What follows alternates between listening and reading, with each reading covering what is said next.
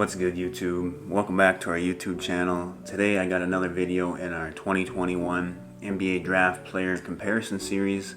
Today I got Jalen Green and Jonathan Kuminga. Now this may seem like on paper a pretty obvious choice, and I think it is in terms of where they're going to get drafted.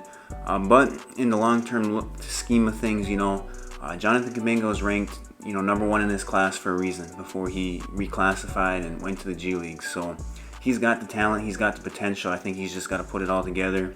You look at someone like Jalen Green, obviously, competing, I think, for the number 2 spot. Some people have said maybe even number 1. So obviously an elite prospect there.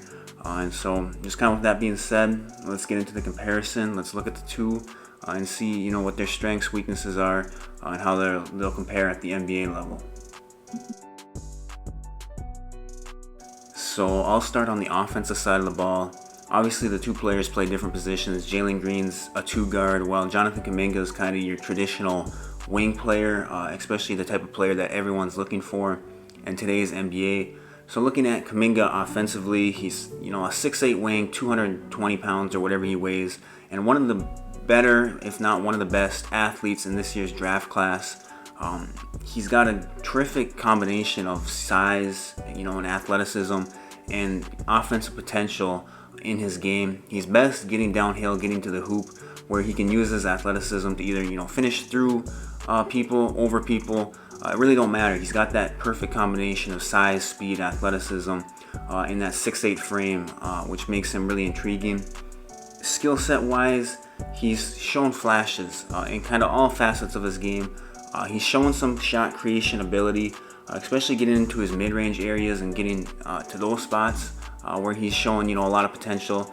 The 3 ball is definitely still a work in progress. I think that he's got decent mechanics. I think he can become a high 30% 3-point shooter if that part of his game really develops. But I don't ever see him being a true catch and shoot knockdown 3-point shooter. I just don't think that's the type of game that he'll have.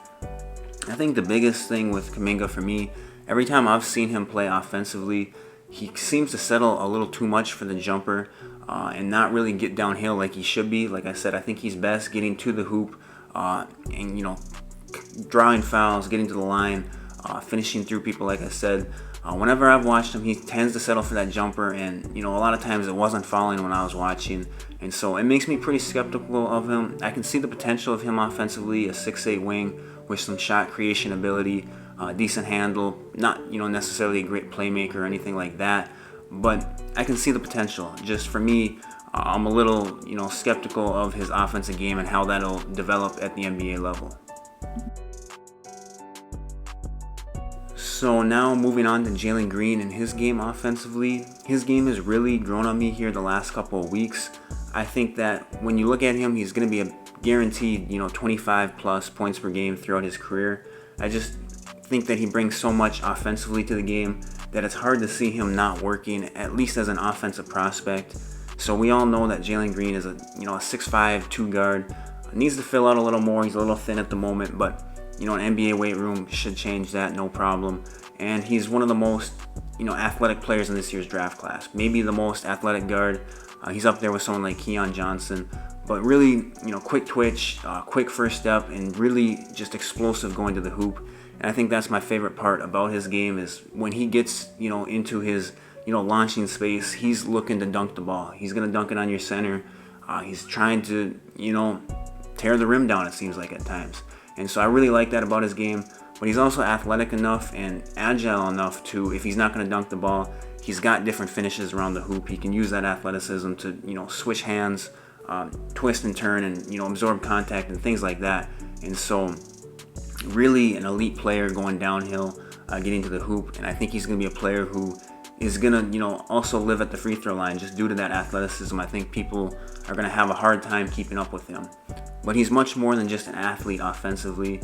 He's really got a nice skill set for someone his size, athleticism, position, things of that nature. He's got a really good handle for a 2 guard, and I really like his game when he's getting to the mid-range areas. I think he's got a lot of ability to get to those spots, whether it's out of pick and roll, whether it's isolation. He's got step backs, he's got snatch backs, he's got crossover. He's got kind of all that in his game.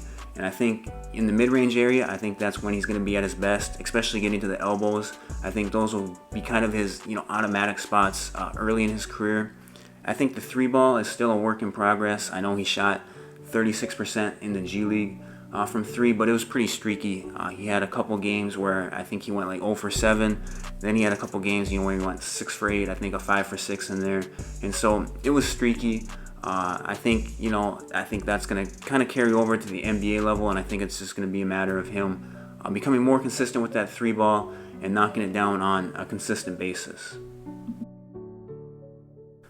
So now moving over to the defensive side of the ball, I think this could be the area of the game where Jonathan Kuminga could, have an advantage over someone like Jalen Green.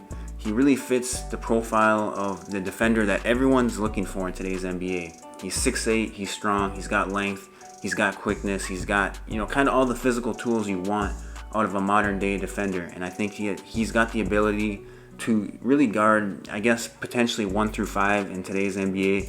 Maybe not the most suited to guard 1s, maybe not the most suited to guard 5s.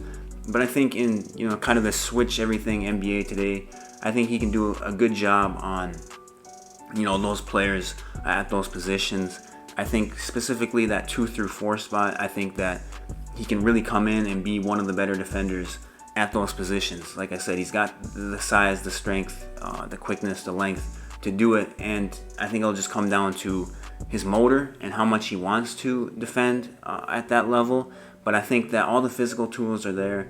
I think the ability is there. And I think that could be, something that he could really excel at early in his NBA career and eventually become maybe an all-NBA type defender.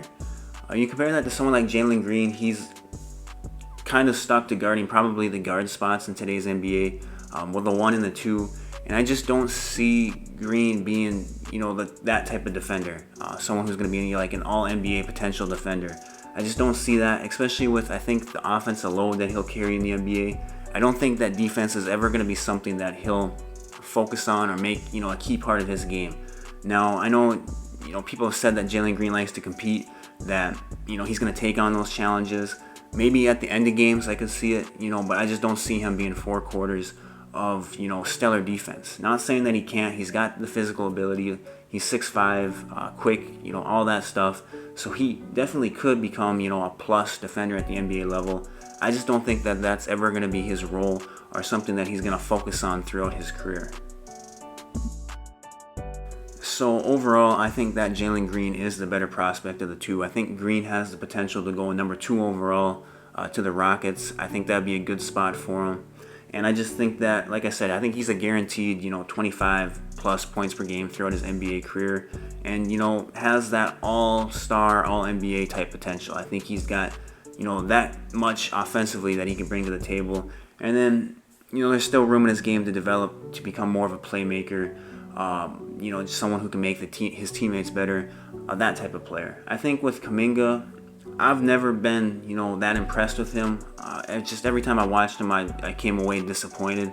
And so I'm not that high on Kuminga. I don't, I can see the potential. He was number 1 in his class for a reason. I just, for whatever reason, just never really stood out to me, and just not a big fan of his game. Like I said, I see the potential, but just, I don't know. Just not a huge fan of his game. So I would go with Jalen Green in this situation 10 times out of 10. And I think most NBA teams will. So leave your thoughts down in the comment section below. Let me know what you think of the 2 prospects. Who would you take? Where do you think Jalen Green will go? Leave those thoughts down in the comment section below. Make sure to hit the like and subscribe button, and I'll talk to you guys later.